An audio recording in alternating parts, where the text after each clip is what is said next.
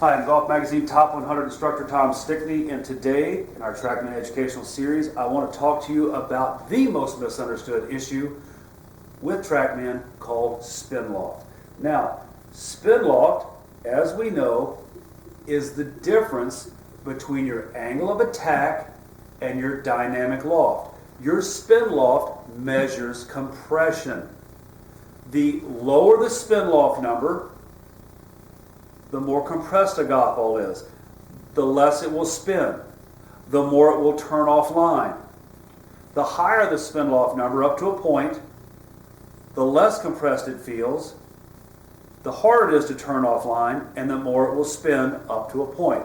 So let's take a look at a shot that I hit, and I'm going to hit my normal shot, and we'll take a look. All right, so this is a 6-iron here, or 6 or 7. I don't know what's in my hand. 7. All right, so we see an angle of attack that's 3 degrees down. We see a dynamic loft that is 21. So our spin loft is 24.4. Now that is not exact because there is some 3D stuff in there that I want to get into. So basically, that is the difference between the angle of attack and the dynamic loft. Okay, so as we know, the spin loft causes certain things to happen. Now, if I wanted to lower that spin loft number to have it be more compressed, what I would do is I would reduce my dynamic loft and try desperately not to hit more down on it. A lot of times when people are changing spin lofts, they'll hit down on it exactly the same amount that they change the dynamic loft by, and the spin loft won't change. So I'm going to hit another shot, and I'm going to reduce dynamic loft, and hopefully I won't hit down on it quite so much.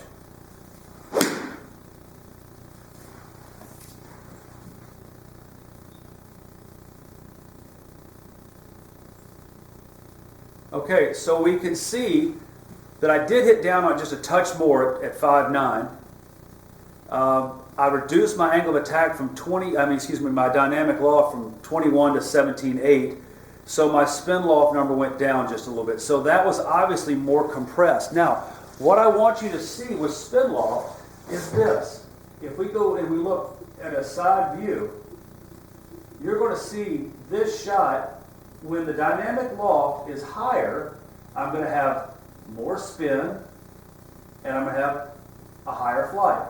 All right. Now, if I come down here, we see less dynamic loft, we see less spin, and a much flatter ball flight, especially if I put these two up together. All right, there you go. You can see there's my first one, my stock shot. There's my second with a lower spin loft, and it comes out a little bit flatter. So all you need to understand about spin loft is, yes, it measures compression. Now, if you add dynamic loft, what's that going to do to our spin loft? Well, what I tell you, it's going to potentially spin it more depending on where you hit on the face. It's going to have it go higher, and it's going to be less compressed. So if I add dynamic loft, watch what happens.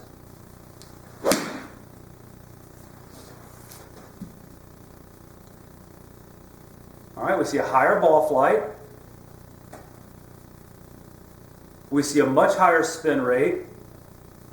And we see more dynamic loft. And obviously that's going to be less compressed for me, and the spin loft number goes up. So once again, this spin loft number obviously needs to be within some ranges. And so when I go back and we look at all three of these, stock shots right here in the middle, okay, with a spin loft of 25. The flatter shot, right, let's go back up here. The flatter shot has a spin loft of 23 because I reduced dynamic loft, goes a lot flatter. The highest shot has a spin loft of 29 because I raised dynamic loft to 27. You can see that ball went a lot higher. So remember, your spin loft is very, very important because it controls spin. You want to make sure that you have a high enough spin loft to create spin, but not too high where the ball starts sliding up the face. Angle of attack, dynamic loft, work to control your spin loft and your compression.